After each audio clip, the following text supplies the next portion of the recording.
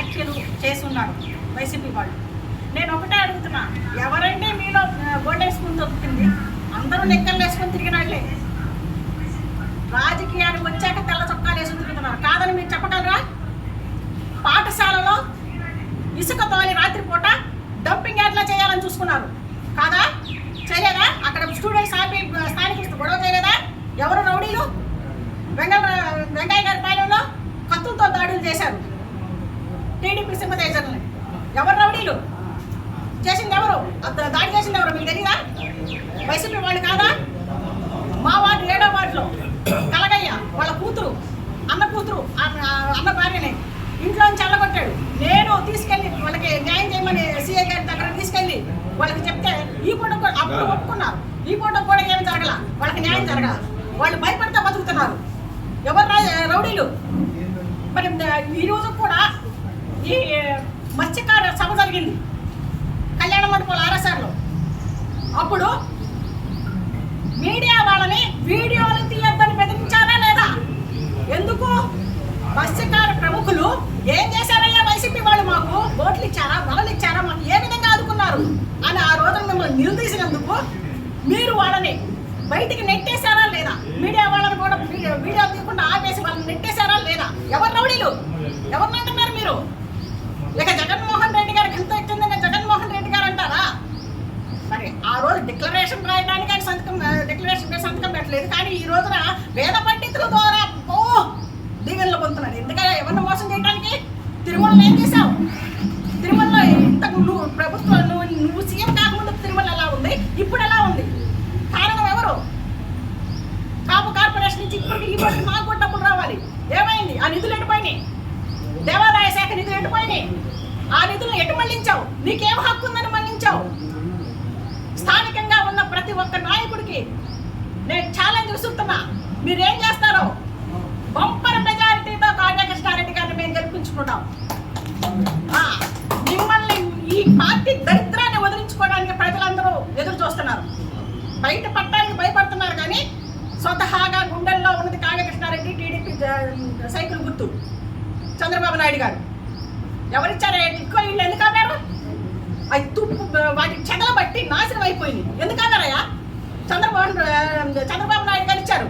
వాటిని అర్హులకి ఎందుకు ఇవ్వలేకపోయారు? ఏ పథకాలు మీరు సత్యక్రమంగా వాళ్ళకి అందజేయగలిగారు? మీ వాళ్ళకి, మీ అనుచరులకి, మీకు ఇష్టం వచ్చిన వాళ్ళకి.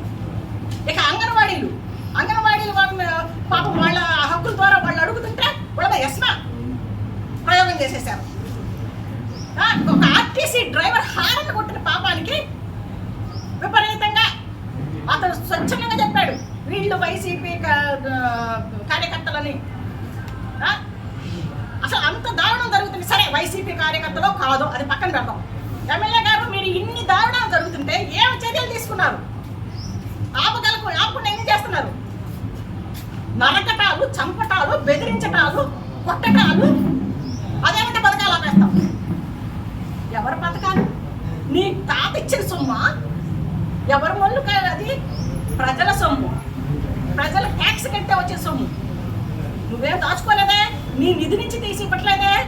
ఎందుకు ఆపుతావు నువ్వు? ఎవరో నువ్వు ఆపడానికి బెదిరిస్తావా?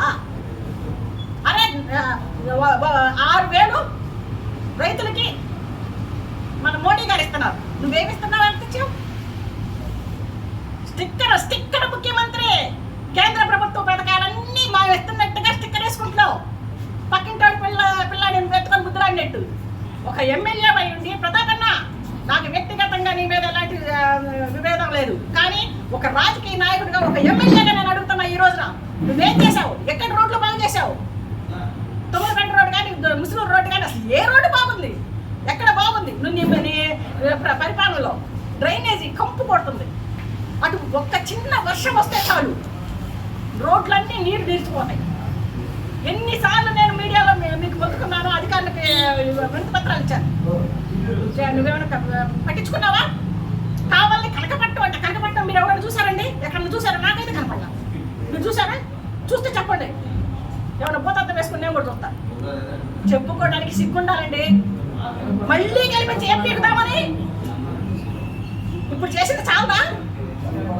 ఒక బలిజలని గాళ్ళని కాదు, ఒక ఇంకొక క్యాస్ట్ అని కాదు, ఇంకొక మతం అని కాదు, ఎవరికి ఏం చేసావయ్యా? ఎవరికి ఏ విధంగా కనపట్టణం చేసావు? ఇక్కడ ఏమి అభివృద్ధి చేసావు? మేము అది చేసాము ఇది చేసామని వదలకొడుతున్నారే, ఫలానా చేసామని చెప్పు. రైతులు ఏడుస్తున్నారు ఈ పూట. ఏదో పాపం మోడీ గారి దయ వల్ల 6,000 అన్న వస్తున్నాయి. పెన్షన్లు పెన్షన్లు ఎక్కడున్నాయి? పెన్షన్లు ఉద్యోగులు జీతాలు 1వ తారీఖు ఇస్తున్నావా? ఇవ్వగలిగావా? ఏం ప్రభుత్వం అయ్యేది ఇది? ఉంటే అంత ఊడితే అంత. మీరు విజిటింగ్ కార్డులు తప్ప నాయకులుగా పనికిరారు. కాబట్టి మలిశెట్టి అన్న గారు ఎవరినన్నా చంపారా? ఎవరు ఆస్తారన్న కొల్లగొట్టుకున్నారా? లేకపోతే ఎవరినన్నా మత మార్పులు చేసి బెదిరించి వాళ్ళ దగ్గర నుంచి లాక్కున్నారా? ఏం చేశాడు మలిశెట్టి అన్న?